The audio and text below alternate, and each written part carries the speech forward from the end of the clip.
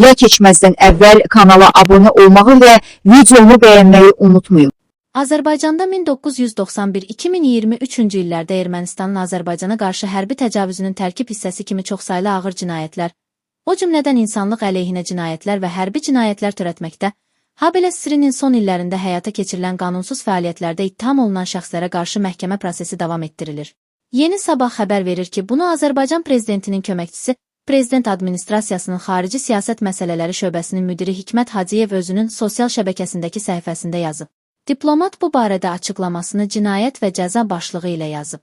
Prosesdə Ermənistanın hərbi təcavüzü və işğalına görə dövlətin məsuliyyət daşıması, habelə onun siyasi hərbi rəhbərliyi və agentlərinin cavabdehliyi ilə bağlı mühüm faktlar aşkar edilib.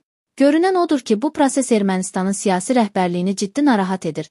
Onları Azərbaycanın daxili işlərinə qarışaraq məhkəmənin əleyhinə yeni təbliğat kampaniyası başlatmağa sövq edir.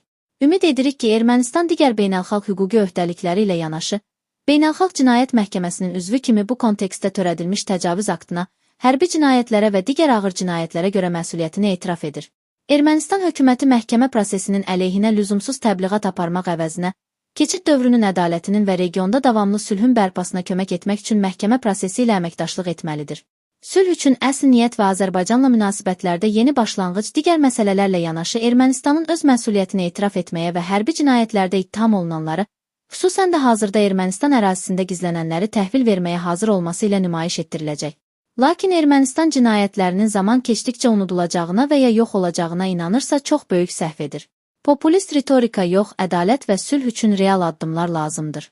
Bununla əlaqədar olaraq mən Ermənistanın siyasi rəhbərliyini, məhkəmə orqanlarını və beynəlxalq tərəfdaşlarını BMT Baş Assambleyasının və BMT Təhlükəsizlik Şurasının rəsmi olaraq dərc etdiyi 2019-cu il Azərbaycan Respublikasının işğal olunmuş ərazilərində hərbi cinayətlər və Ermənistan Respublikasının məsuliyyəti haqqında hesabat ilə tanış olmağa dəvət edirəm.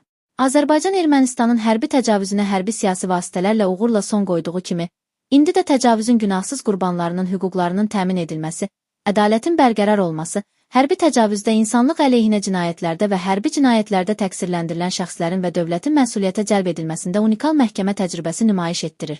Bu məhkəmə təcrübəsi gələcək hərbi təcavüzlərin, müharibə cinayətlərinin və insanlığa qarşı cinayətlərin qarşısının alınmasında beynəlxalq ictimaiyyət üçün mühüm presedent rolunu oynayır. Yuxarıda qeyd olunan müstəqil və qərəzsiz hüquqi hesabatdan nəticələrdən çıxarışlar.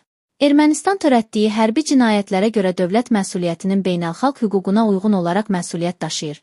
Bu cür məsuliyyətə onun agentləri və vəzifəli şəxsləri və birbaşa göstəriş əsasında cavabdeh hesab edilməli olan şəxslər daxildir.